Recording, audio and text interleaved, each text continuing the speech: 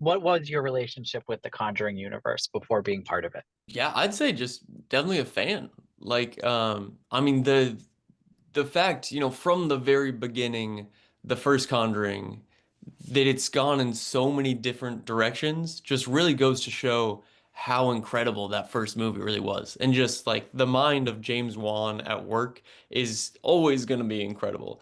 So yeah, I'd say I started out as a fan and I looked like Patrick Wilson. So people would always give me like, hey, you look like that guy.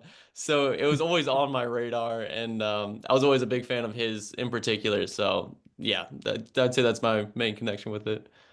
Yeah, I mean, same. I think I started off as a fan and became more of a fan as we dove deeper in and as we really had to study the films, but have always enjoyed them from afar since the beginning. Like Orion said, did you ever get comparisons to Vera before being cast as her I younger never did. counterpart? I never Yeah. did. I think we had to convince more people that I could and should be her, but no, it wasn't such an obvious choice, I think. And Yeah. what was it that audition process like? Because you are playing younger characters of, previously established by other actors. Just how did you prepare? Did you rewatch some of the movies beforehand? What went into that for each of you? You can start. Yeah, I rewatched the films, and I think a lot of it for me was mannerisms. And I noticed for myself too, there were certain ways that I would could move my face or angle my face where it resembled more of Vera as well. So little things to try to make it as convincing of a portrayal as possible. And I know that was important to Michael too, to have those mannerisms down. So rewatching the films definitely to prepare for the audition. And then also we had, I don't know, the crazy callback. It was an amazing callback. It was 3 hours long, and we were zoomed in to Michael, who was already in London. And for that, I almost feel like you can prepare and prepare, but then you kind of have to just let it all go and embrace the moment and embrace each other. You're finally in the room with someone. Orion and I just met each other for the first time. So Hmm. a lot of it was just being present too. How tricky is that doing a, audition like that where you do have to have this bond, you're playing a married couple, but you're also meeting for the first time. Yeah, I think like so lucky, that we were paired up. I think pretty much from the get-go. I was nervous. You're in the waiting room, and it was just the two of us. And she walks in, and pretty much from the get-go, we're like, "All right, let's do this." And then, you get the part. So what is the, initial reaction when what's that call like, I guess? Were you on it together? Did they call you separately? How did that go? Separately. Yeah, Michael called and he was like, "We want you to play young Lorraine. And so pack your bags, get ready to go to London." And yeah, I mean, just I was ecstatic. It's a very exciting franchise to join and couldn't be more grateful. Yeah, I totally agree. There were so many things throughout the whole audition process that were like almost felt like signs or like something weird was going on. And I was in the gym before I got this call, and there was an earthquake. I'm in LA, and like that's sometimes it happens, and the whole gym was shaking, and then it stops, and like I don't know, like 5-10 minutes later, I get a call from Michael, and it's like, whoa, like so I didn't much know just that. happened. Yeah, That's it was wild. surreal. Also, I haven't said this yet, but on the day I got the signed contract, like the day I officially was a part of the movie was August. Oh, I have to look up the date again. But it was the same day that Ed Warren died. Like it was the anniversary of his death. So it's just like there's all Wow. these random little things that were like, wow, like something's happening. Someone's lining up right now. But it was a crazy That experience. From a personal perspective, it's still like just being a part of the franchise is incredible. did any of those like weird circumstances, coincidences like continue during filming for either of you? Or were there moments on set where you're like, this is a little different or unusual than usual? There were. I I feel like mean, you have to say it, Orion. there was this door. There was this our first scene that we shot. We're both set up, and while like camera rolling, totally like not supposed to happen. I don't know First if it was take, in first frame. take too. First take, this door like by itself, right when we like pause, opens by itself. And everyone on set was like, whoa, what just happened? That's so weird. And yeah, we had to like, block the door. Like I had to put a sandbag behind the door after that. But it was like, wow, okay, that's like the christening of the beginning of Right. filming. Here we go. Welcome, We're Yeah. here. welcome. Yeah. And now, did either of you, did you get a chance to kind of like sit down with Vera and Patrick and go over like how to build these characters to obviously you are playing a younger version of them, but it's also kind of a different version of them. So I think you do get to obviously bring something to it yourself. Just what was that like coming up with these new versions of those characters? Yeah, I mean, it was incredible. They've laid such amazing, beautiful groundwork and beautiful performances, and they've established such a an incredible connection and relationship that audience have fallen in love with. So there was a lot to work with, but also big shoes to fill. And they were so gracious with their time and their wealth of knowledge. They were like, ask any questions, we're open books. And yeah, I sat down with Vera and we talked all about Lorraine, but she also was so encouraging and was like, you are younger, bring your own version to this character and just don't hold back. And she really gave me ownership over that part of the story too, Mm. which is really generous of her. Yeah, yeah, I totally agree. I think a part of me was worried that it would be so difficult to step into these shoes. And when I met Patrick for the first time, I'm like, wow, I'm meeting this legend and I'm trying to do this role. Like he's gonna be like, hey kid, what do you think you're doing?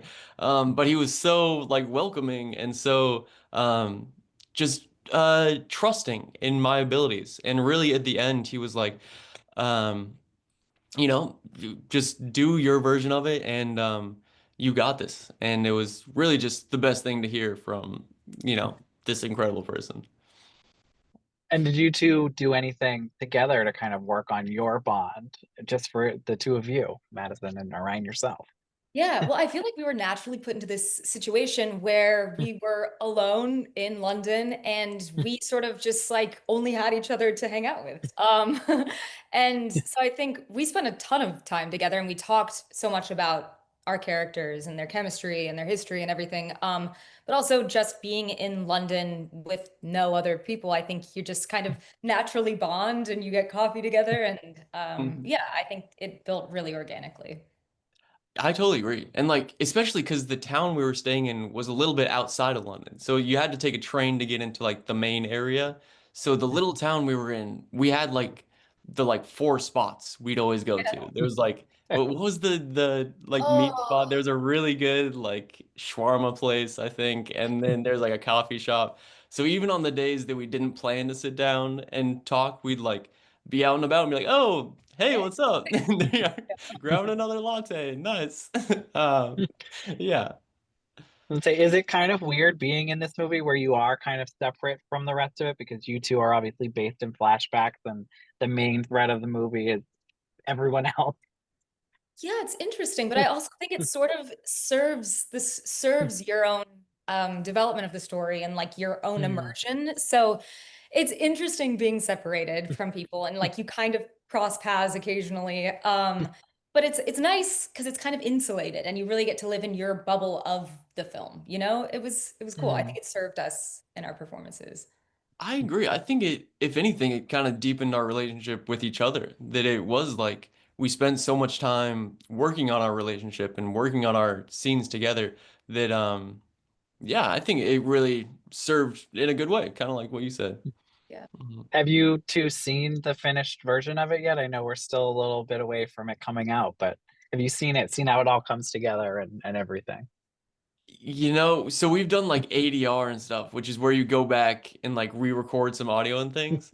But I don't think I've personally seen every single minute of the film. Yeah. No, I'm so excited to see it. I can't wait. Yeah. Do you think, obviously, having been on set and seeing how it's made will like affect how you look at horror movies or kind of experience horror movies when you're watching them as an audience member? One would think, but I still am I get sucked in and they're very effective. They still work on me. I'm still scared. All the jumps I fall for. I know the trap and I am victim every time. Yeah, I think a little bit of both for me, honestly, because there is like the peek behind the curtain of I don't know, because there was stuff filming on set that was like, this is creepy right now. So Yeah. like seeing this on film is gonna get even worse. Like with, you know, a soundtrack with everything, it's just gonna heighten everything. Um, I don't know. I mean, it definitely doesn't take away the enjoyment, but it is like, Yeah, oh, maybe that's how they did that.